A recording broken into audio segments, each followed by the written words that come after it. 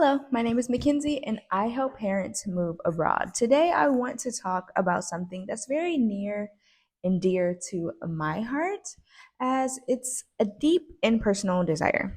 This desire is to be a world citizen.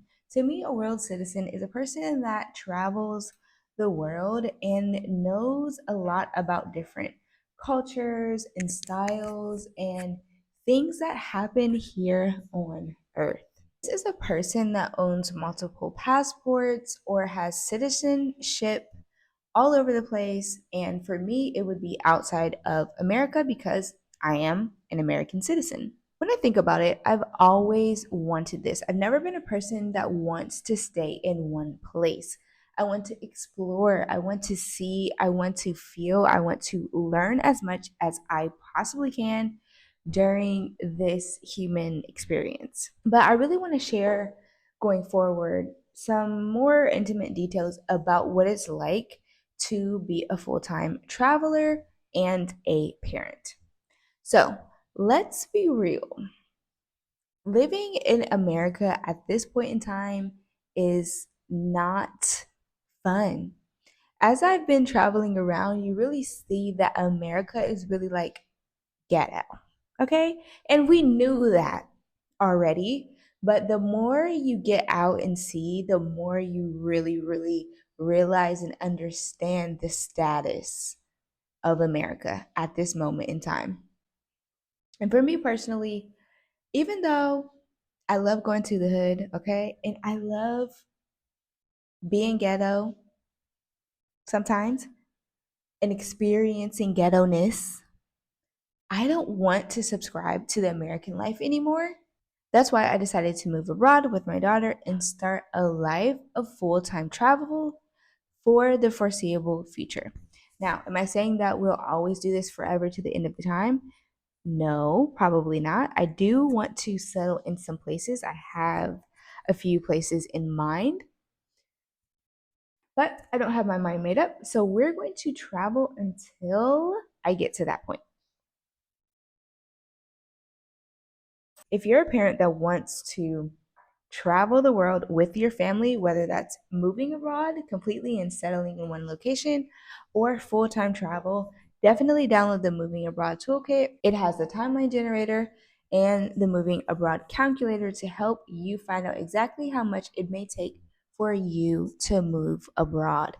There is no first step like defining your number. What does it take for you to be comfortable in a life abroad? What are some non negotiables? What are some places that you may be interested in? And how much do those places cost to live? That is the very first step. Now, back to business for the day, honey. Let's be real. The status of America is in complete shambles, okay? For all people, but especially for Black people. I know for me personally, I was tired of feeling like I didn't belong. Like I was paying top dollar to not belong and to have everything around me remind me that I don't fit in here. I got tired of that. I got tired of being overworked as a business owner. I got tired of believing that things would get better. What if I told you that there's an African nation that is now opening its arms? Today, we're talking about Benin, which is a West African nation, who has passed new laws allowing descendants of enslaved Africans to gain citizenship through DNA. A few years ago, my mother took a DNA test, and we did have a lot of West African heritage coming from Benin and Mali. So that's really wonderful. Today, I'm going to break down the steps of getting your Benin citizenship through ancestry. Explain how DNA fits in and why this is more than just obtaining another passport. To me, being able to have multiple passports, especially in this day and age as an American, whereas if you are traveling abroad, it looks like at some point and for some period of time, you may not be able to return. And that is a hard truth. Don't quote me, don't take my word as law, but that is what it's beginning to look like if you take a deeper and closer look.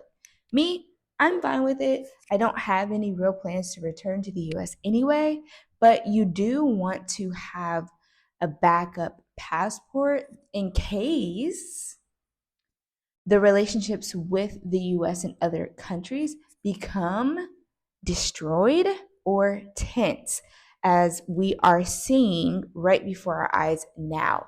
So, being able to apply online for your citizenship in Benin, if you do have ancestral background, that is amazing right now.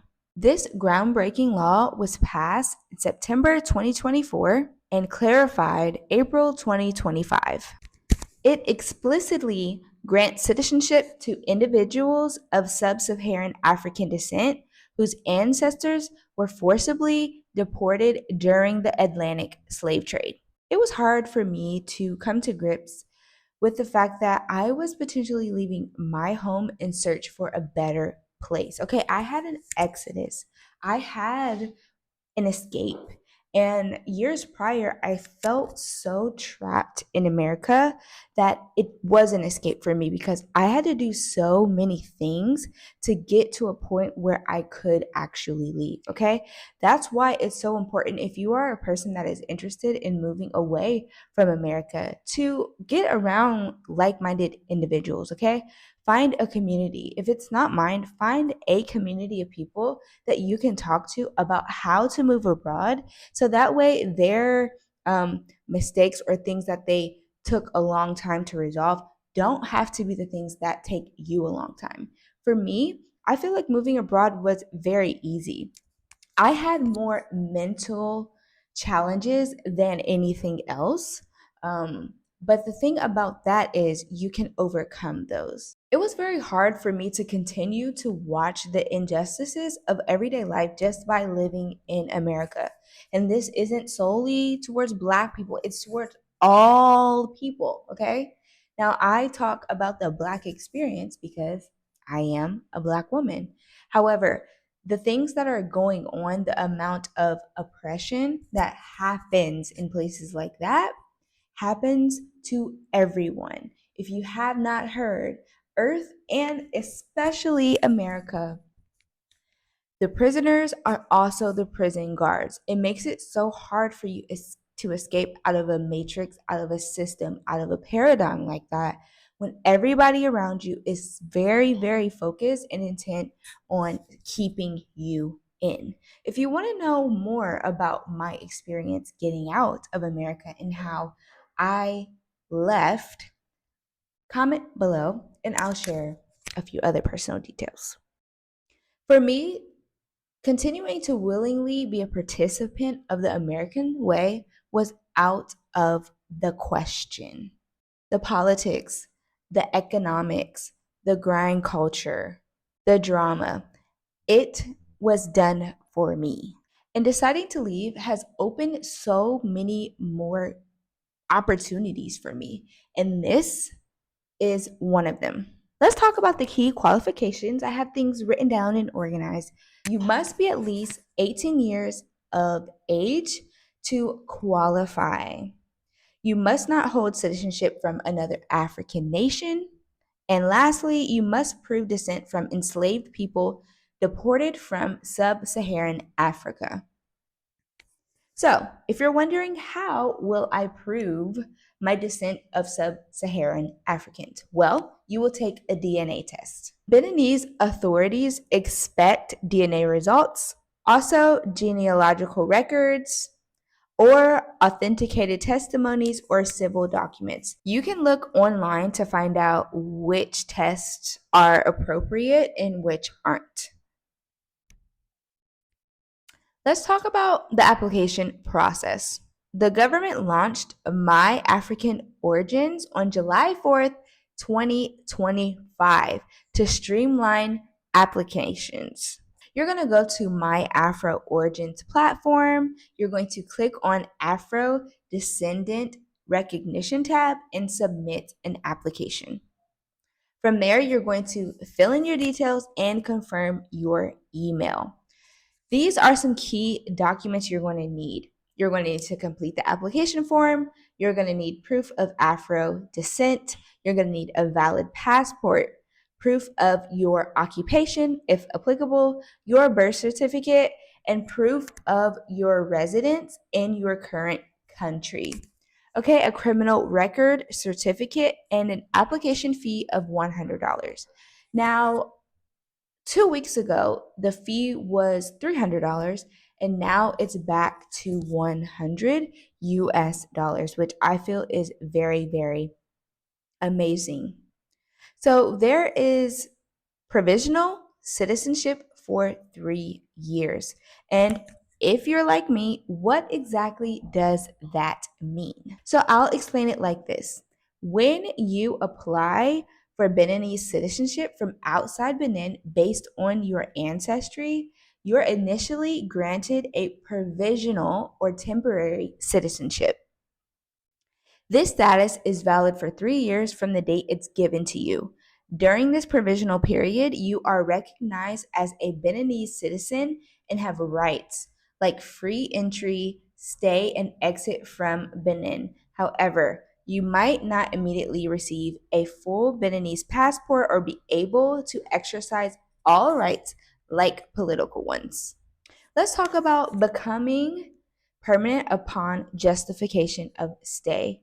To change this temporary status into permanent citizenship, you will need to prove that you have spent some time on Beninese territory within those initial 3 years. This doesn't necessarily mean you have to move there permanently right away, but you must demonstrate a physical presence and connection to the country.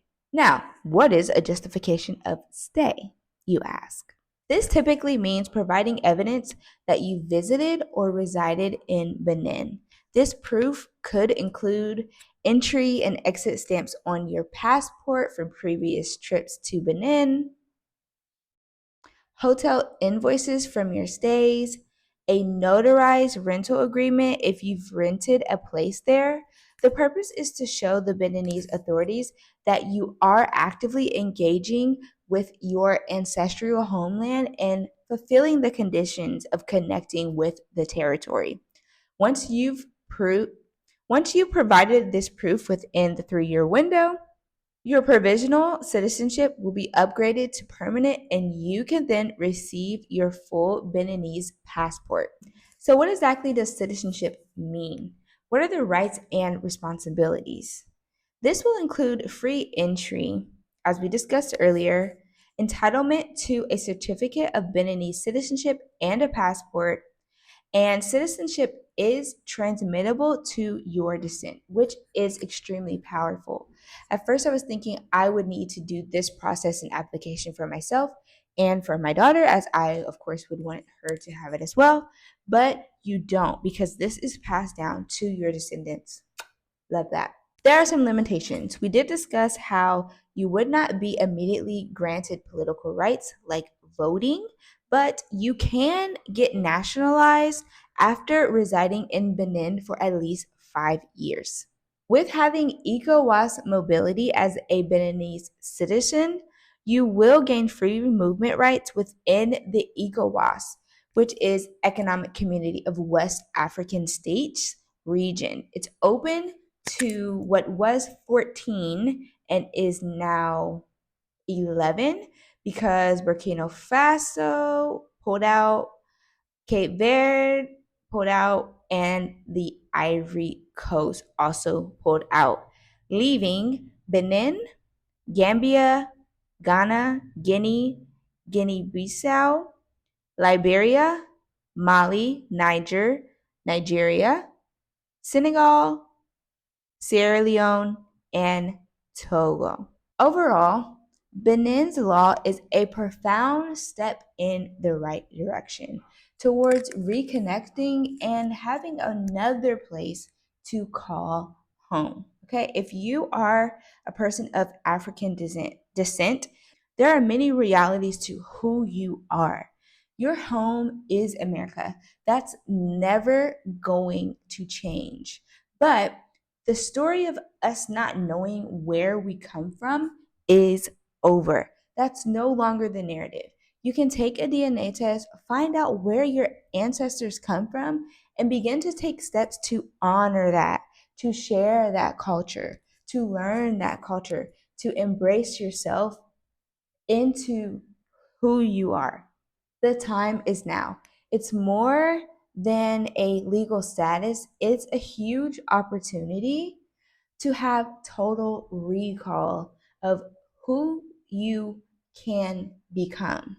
If you're a person that is looking to branch out and have more and have a higher quality of life, think about moving abroad or at least traveling to see what else is out there. Download the Moving Abroad Toolkit today. The description, the bio is always in the description. See you on the other side.